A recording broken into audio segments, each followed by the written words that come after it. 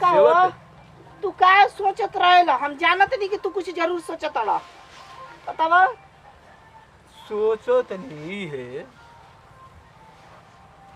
कि बाटे तवन बाबूजी तू देखा कोई ना कि रोनी ना हो रोवेला ना तुमके बहुत दुख होला जान लो। का सोचत हो तू? बतावा का सोचत हो? हाँ सोचो तो नहीं हाँ तो हरे बारे में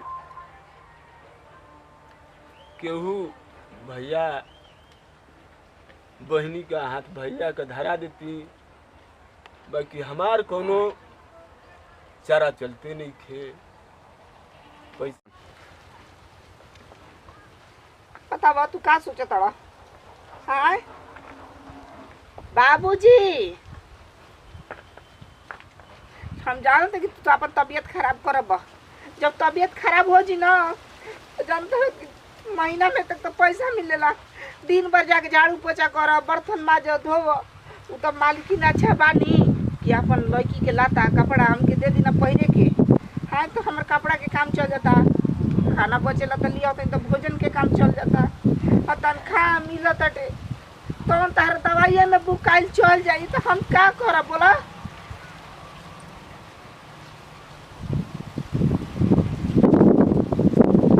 अब रो तू तो हम ना कह देतनी कि हम अब कामों का छोड़ दें। बाबूजी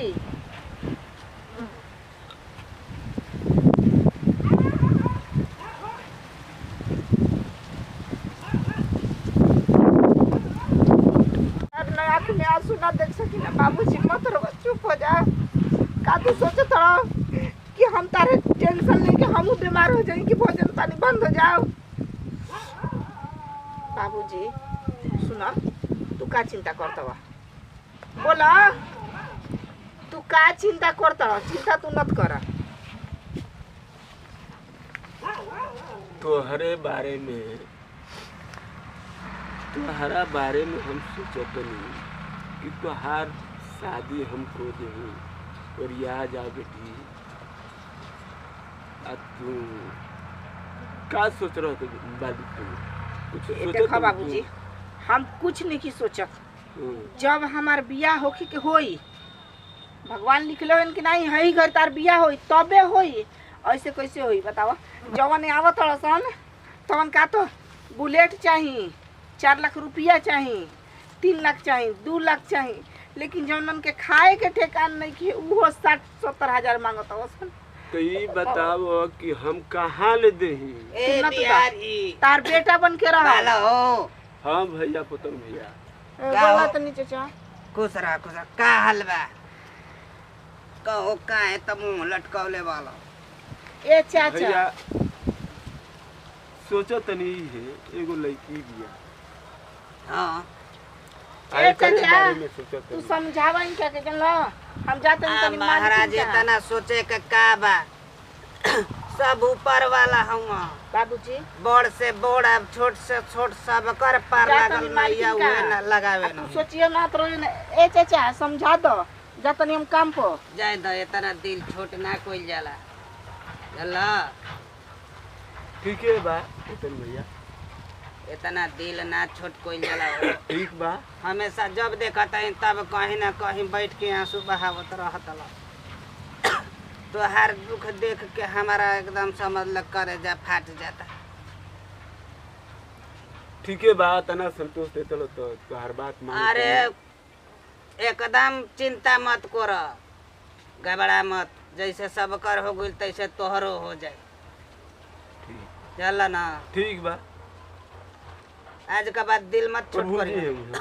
बस बस करी हां एक उन्हीं के पूरा दुनिया चलावे के बा। कैसे चलाई हाँ उ जानत न, जानल ना। ठीक बा चल का करे के बा।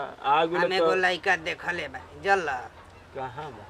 अबे लिया के ओकरे के आवत रहनी है, सोचनी है कि तोहरे के देखा दी। लेकिन कोनी है कि का तो लड़की बिया तो कोनी है रुका होता नहीं हम बतिया ले ही। अच्छा लड़का बा?